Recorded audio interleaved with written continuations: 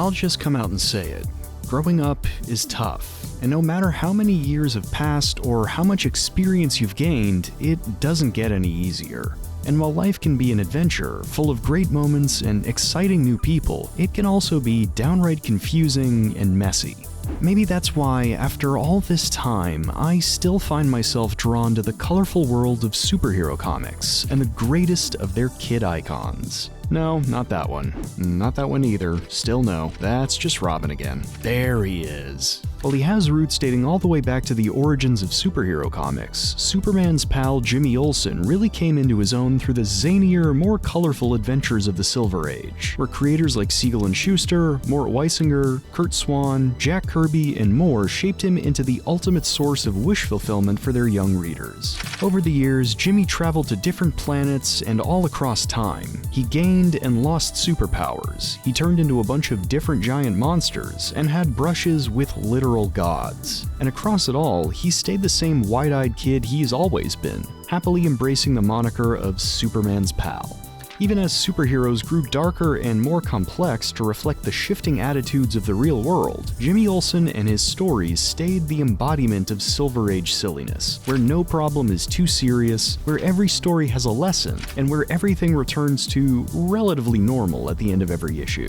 And while he's even played a pivotal role in major events, Jimmy's never really let the insane life he leads get to him, throwing himself headfirst into every adventure and trusting that life will always work itself out. But of course, this can't last forever. You can't just go through life by leaping from adventure to adventure. Sooner or later, everyone has to grow up. Right?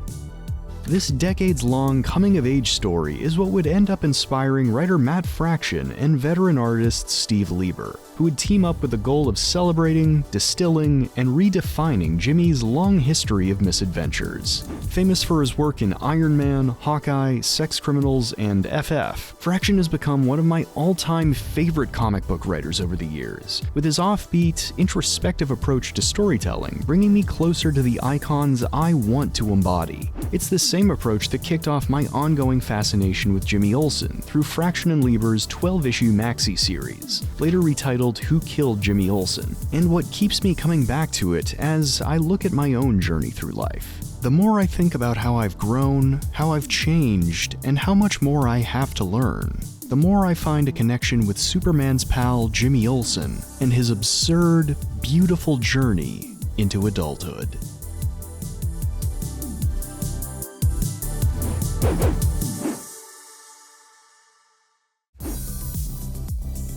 If you're a longtime reader of comics, then you've probably heard of what Stan Lee referred to as the illusion of change, which posits that characters should return to a status quo in between stories to keep them accessible to readers. Ever seen anyone on the internet angry about Spider-Man's marital status? Blame the illusion of change, because that's what caused it. There are plenty of instances where this mandate has been enforced or abandoned, evolving a character's status quo to reflect a new era or resetting years of growth. But if you ask me, there's no character in comics that embodies the illusion of change better than Jimmy Olsen, whose adventures have built an incredibly rich, contradictory history that never really moves forward. Depending on the continuity, Jimmy's been a baby-faced photographer, an up-and-coming rival reporter, a lifestyle columnist, or Clark's roommate. But even in the pages of larger events, or his own miniseries, he's more an extension of Superman than his own person. This lengthy history and the character's non-evolution would give Fraction an idea of his own, inspiring the writer to revisit Jimmy's history through the psychology of the character and the world around him.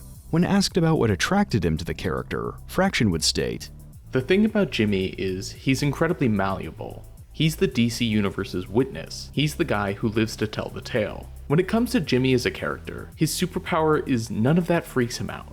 The question that made me interested in doing this was, why him? Why does he get to be Superman's best friend? And then the answers intrigued me, and made me go, well, wait, why is he like that?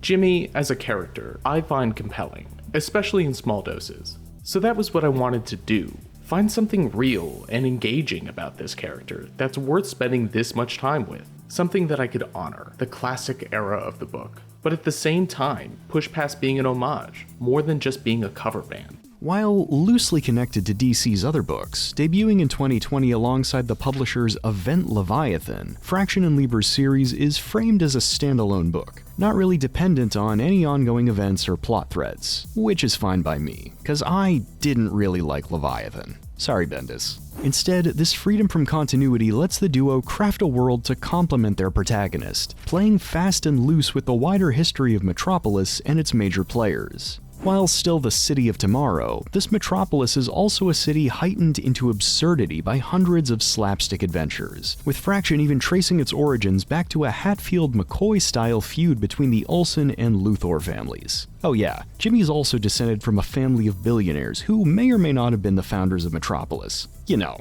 by the way.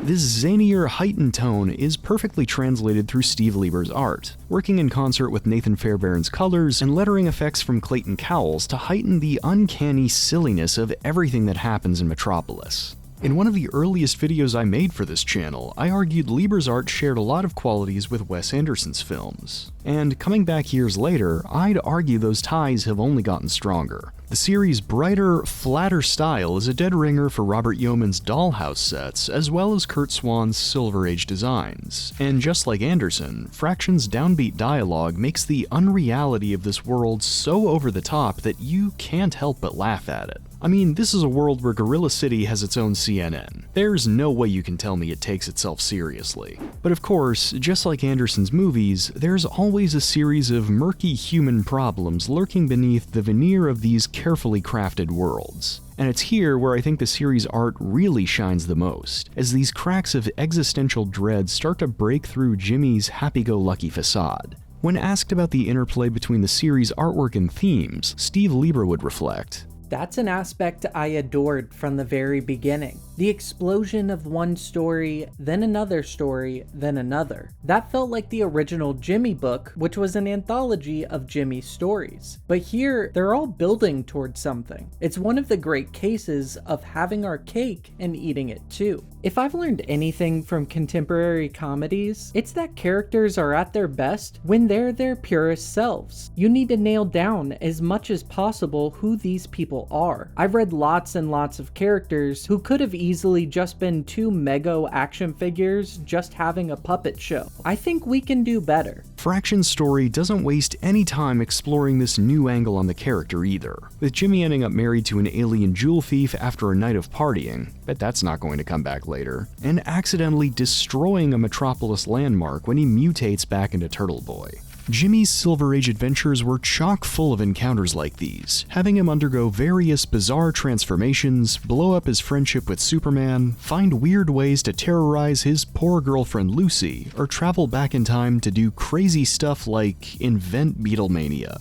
No, seriously. And for the most part, all of these stories were consequence-free, returning everything to normal in the last few panels with a wink to the reader. By contrast, Fraction's stories are all about consequence, stripping back the mask of invincibility these characters have so they're allowed to confront their own shortcomings. And it's the friction between these two modes of storytelling that the writer uses for a narrative arc. This isn't the Silver Age anymore. These stories have moved on. But after all this time, Jimmy still hasn't. And it's not really endearing or funny anymore. If anything, it's sorta self-destructive.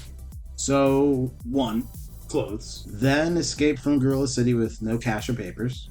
Get blood-spewing cat monster to a local shelter. Get to Miss Lane and team up to save Superman, I guess? From whatever kryptonite nonsense he's wrapped up in. Then annul my ill-conceived marriage to a pan-dimensional jewel thief fueled by high spirits and gorilla champagne, and get back to living that Jimmy Olsen lifestyle to which I am so accustomed. The craziest thing, Mr. Kitty? This is the sort of nonsense I'll literally never think about, ever again. Through a more realistic lens on these stories, Fraction interprets Jimmy's non-evolution as a kind of arrested development, with his family wealth, his connection to Superman, and his own second-hand fame insulating him from life's problems until he's been outgrown by everyone around him. Jimmy's destruction of the monarch of Metropolis ends up empowering Lex Luthor and driving a wedge between himself and his brother Julian, and years of dangerous stunts have turned him into both a joke and a danger to his co-workers at the Daily Planet.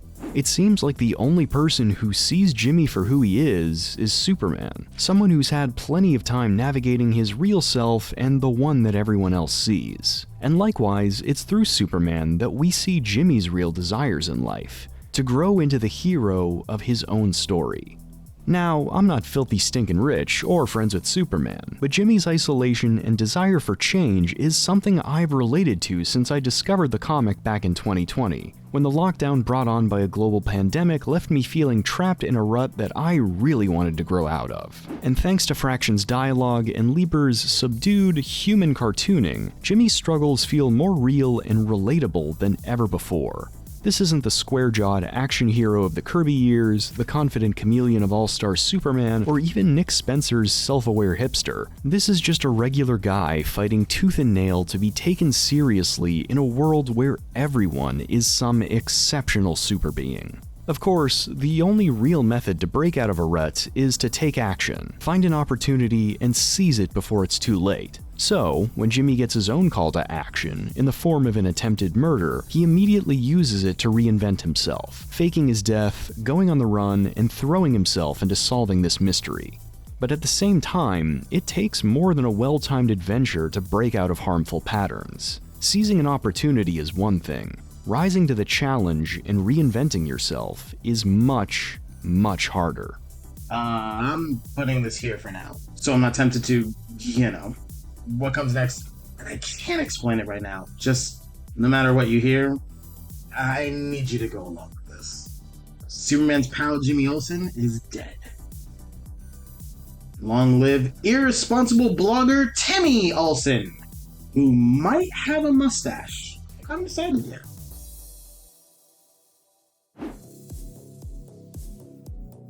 Throughout his history, Jimmy Olsen and the larger DC universe have shared an unbreakable bond, with the character's Silver Age adventures introducing all kinds of high-concept phenomena, and Jack Kirby using his run in the 70s to soft-launch his new gods, basically reinventing DC's larger mythology. I've already got a whole video on that in case you were wondering. And true to form, Jimmy's search for the truth behind his attempted assassination kicks off another foray into the publisher's shared world, taking him everywhere from Gotham to Calvin City, Connecticut, as he reconnects with his sister Janie and tries to forge an identity that earns himself and the struggling Daily Planet some prestige. In terms of setup, Fraction and Lieber's story shares a lot of DNA with Nick Spencer and R.B. Silva's 2010 miniseries, interrogating just who Jimmy is when he's detached from his bigger, more famous friend. But whereas Spencer's story ends in a celebration of the character's resilience, Fraction and Lieber's series acts as more of a deconstruction,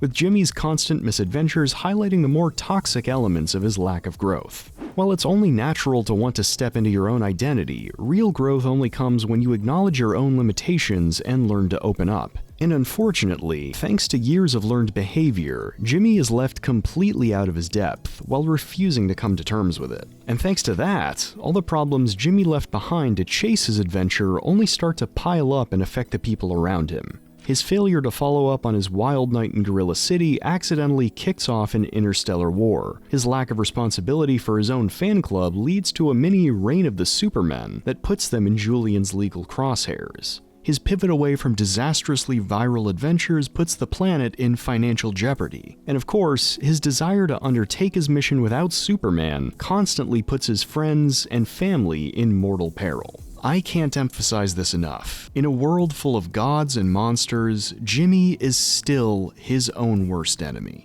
Fraction's decision to structure the book's plot thematically instead of chronologically only adds to the chaos of Jimmy's life, hopping between these events and perspectives to enhance the slow burn mystery tying it all together. Reading the series for the first time is an absolutely gonzo experience, as if the whole thing's operating on some kind of fever dream logic. But revisiting it a second time, it all clicks into place. Every character in the story is dealing with their own problems, all of which hinge on Jimmy's involvement. And each situation only gets worse because Jimmy, as well-meaning as he is, keeps ignoring these problems in the hope that they go away on their own. Something that I think we all know does not happen in the real world.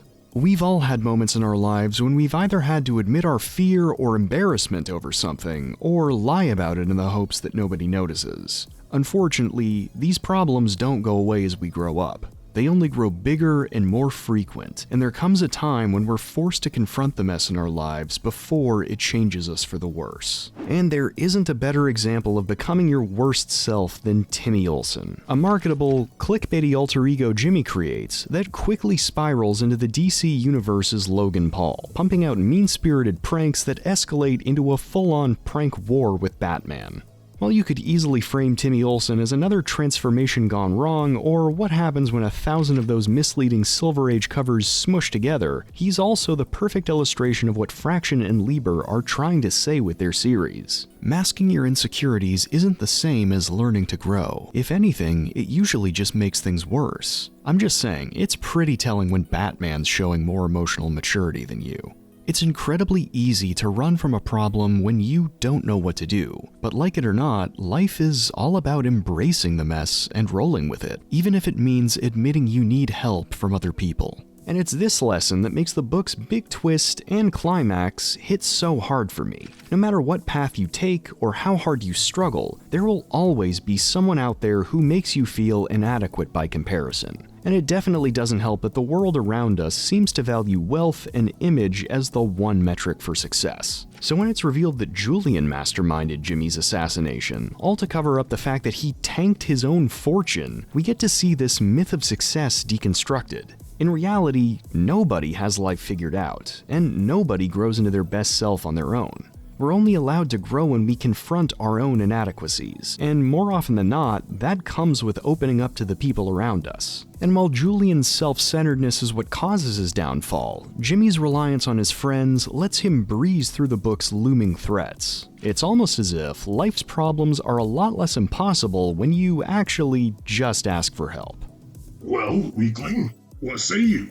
Dare you challenge me for the hand of Princess Jix to the death? No, you dummy. Death is for suckers. And Jix can make her own decisions.